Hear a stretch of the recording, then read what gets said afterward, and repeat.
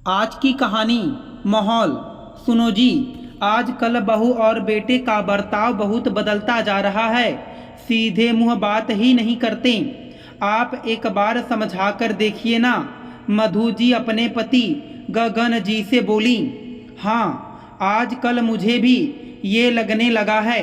पहले दोनों मन लगाकर हमारे पास आकर बैठते थे, बातें भी करते थे, लेकिन आजकल जैसे हमें नज़रअंदाज कर रहे हों। आखिर बात क्या है? कम से कम वो तो पता हो। गगन जी ने उनकी हाँ में हाँ मिलाते हुए कहा। मैं भी वही कह रही हूँ। अब आप सो जाइए, कल बात कर लीजिएगा। रात बहुत हो गई है, पता नहीं दोनों कब तक यहाँ आएंगे। मधु जी ने कहा। हाँ, आजकल पार्टी में बहुत जाने लगे हैं। रात को भी लेट लेट तक आते हैं, जैसे घर पर कोई है ही नहीं। बात तो करनी ही पड़ेगी, उसके लिए मैं सुबह तक इंतजार नहीं कर सकता। आने दो उन्हें, मैं आज ही बात करूँगा। गगन जी ने कहा। अरे पर अभी वो लोग थके हारे आए हुए होंगे, फिर आप कुछ कहोगे तो बुरा लग जाएगा। बेवजह रात को घर का माहौल खराब होगा। आप कल बात कर लीजिएगा। मधु जी ने कहा। क्यों, कल का इंतजार क्यों करना है? बात तो आज ही होगी। अगर दोनों अपने व्यवहार में बदलाव नहीं करते तो साफ साफ कह दूंगा कि अपना बंदोबस्त कहीं और कर लें। गगन जी ने जवाब दिया। अरे पर ऐसे कैसे? अभी मधु जी गगन जी से बोल ही रही थी कि इतने में बाहर कार रुकने की आवाज़ आई। शायद वो लोग आ चुके थे। जब कार का दरवाज़ा बंद होने की आवाज़ आई तब मधु जी गगन जी से बोली, लगता है वो लोग आ गए हैं, आप शांति से बात करना। कहकर मधु जी दरवाज़ा खोलने के लिए आ गईं। उनके दरवाज़ा खोलते ही बेटा दिव्यम और बहू जानवी अंदर आ गए। दोनों बिना कुछ बोले अपने कमरे की तरफ जाने लगे तो गगन जी ने कहा, कहाँ जा रहे हो? मुझे तुमसे अभी बात करनी है। पापा, आप तो दिन में आराम कर लेते हो, पर हम लोग बहुत थक चुके हैं, अभी बिल्कुल हिम्मत नहीं है। कल सुबह बात करेंगे, दिव्यम ने कहा और बिना गगन जी के प्रतिक्रिया को जाने चुपचाप कमरे में चला गया। पीछे पीछे जानवी भी कमरे में चली गई। ये देखकर गगन जी को बहुत गुस्सा आया। वो कुछ कहने वाले थे ही कि इतने में मधु जी उन्हें अपने साथ अंदर कमरे में ले आईं। देखा कैसे जवाब देकर गया है मुझे। आप छोड़िए ना उसे, कल सुबह बात कर लेना। आखिर मधु जी ने कहा तो गगन जी चुपचाप लेट गए, पर नींद आंखों से कोसों दूर थी। आखिर क्या हो गया था उनके घर को? गगन जी और मधु जी के दो बच्चे थे, दिव्यम और झिलमिल। दिव्यम बड़ा था और एक कंपनी में जॉब करता था और उसकी शादी जानवी के साथ 1 साल पहले ही हुई थी। जानवी भी जॉब करती थी। वहीं झिलमिल की 7 महीने पहले शादी हुई थी और वो अपने ससुराल में खुश थी। अभी पिछले महीने तक तो सब कुछ सही था। दिव्यम और जानवी उनका काफ़ी ध्यान रखते थे। दिव्यम भी ऑफिस से आने के बाद कुछ देर उनके पास ज़रूर बैठता था। वहीं जानवी भी मधु जी के साथ घर के कामों में मदद करवा देती थी। अपने सास ससुर दोनों का ध्यान भी रखती थी।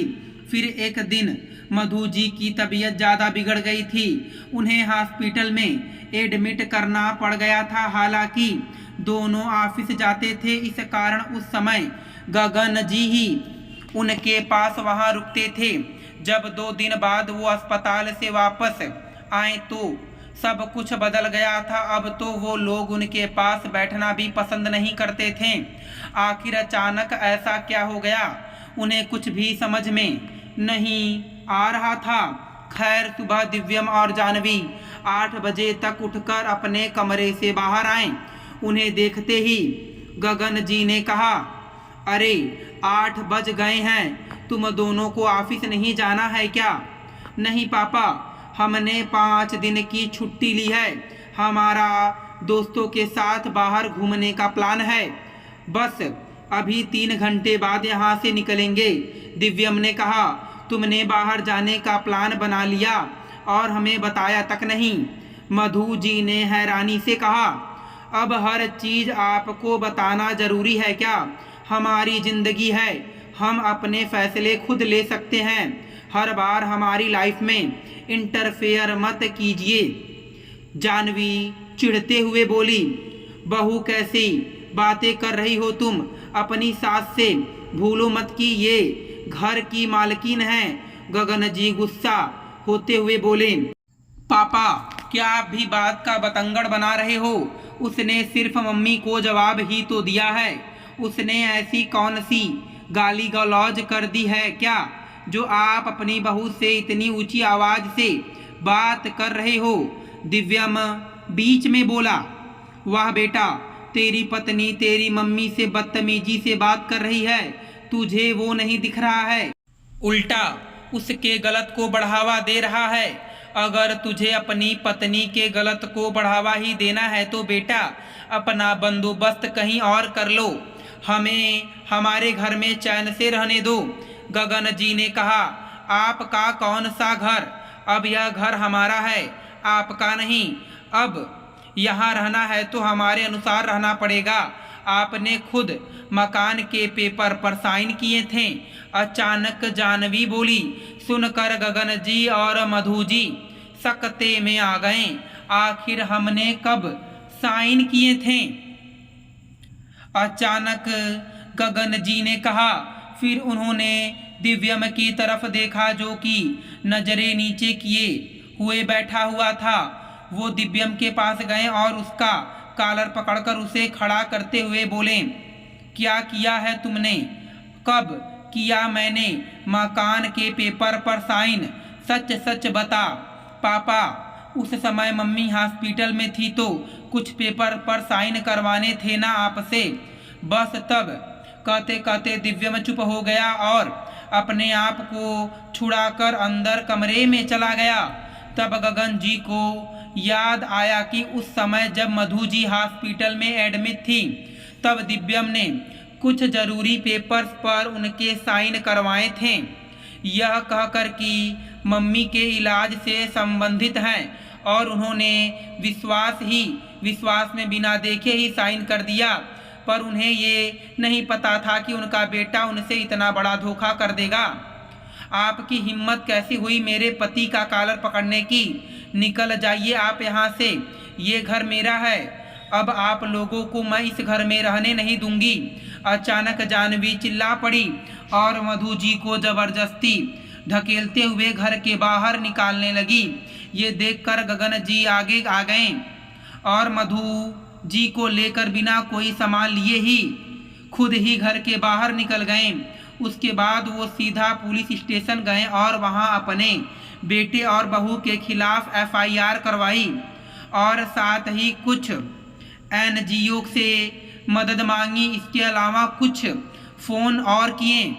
पुलिस और NGO वालों के साथ गगन जी और मधु जी वापस अपने घर आए। इधर दिव्यम और जानवी बाहर जाने के लिए अपना सामान पैक करने निकल ही रहे थे कि अचानक पुलिस को देखकर दोनों की सिट्टी पिट्टी गुल हो गई। इससे पहले कि वो कुछ कहते तब तक जानवी के माता पिता भी पहुंच गए। जब उन्हें पता चला कि उनके बेटी दामाद ने उनके समधी के साथ क्या किया है तो उन्होंने उन दोनों को बहुत अच्छे से लताड़ा। यहाँ तक कि FIR के आधार पर पुलिस जानवी और दिव्यम को अपने साथ ले गई। तब तक झिलमिल भी वहाँ पहुँच आई अपने माता पिता के पास। पर मधु जी के समझाने पर गगन जी ने FIR तो वापस ले ली, जिसके कारण दोनों को जेल नहीं हुई। लेकिन उसके बाद कानूनी प्रक्रिया के साथ गगन जी और मधु जी को उनका मकान वापस मिल गया। जानवी और दिव्यम को घर छोड़कर जाना पड़ा। इधर जानवी के माता पिता ने भी उसे अपनी प्रॉपर्टी से बेदखल कर दिया। आखिर दोनों के हाथ कुछ भी नहीं आया, प्रॉपर्टी भी गई हाथ से, साथ ही साथ बदनामी हुई, वो अलग। अब उन्हें कोई रिश्तेदार अपने घर पर बुलाना पसंद नहीं करता और दोस्त सबसे पहले पीठ दिखाकर भाग खड़े हुए। दोस्तों, मैं उम्मीद करता हूँ कि आपको यह कथा पसंद आई होगी। फिर मिलेंगे आपसे अगली कथा में। आप सभी का धन्यवाद।